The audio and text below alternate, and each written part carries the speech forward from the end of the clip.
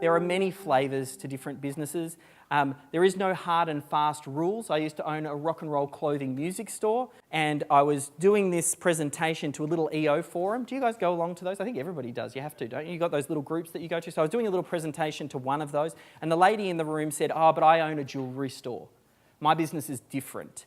I don't send out proposals. We don't really have a sales process in that, like, not a structured, they don't sit down with a salesperson. What happens is they walk into the store and then we sell them."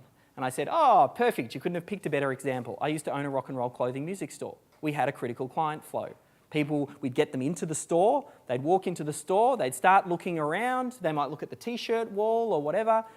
Then the next step in our critical client flow was to get them into the change room, because that was one step closer to making the sale. Once they're in the changing room and they get up to the front counter, we would then upsell them stickers and patches and buttons and stickers and things like that.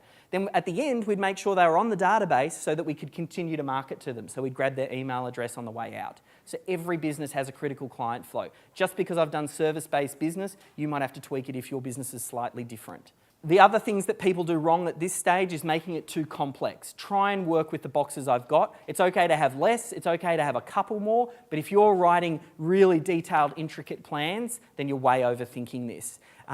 Also, think of it in a linear order. In the rock and roll clothing music store, even though we had a linear process, that's just best practice. But if I had someone walk in and they picked up an AC/DC t-shirt, and they walked up to the front counter and said, "I'd like to buy this," I'm not going to go, wait.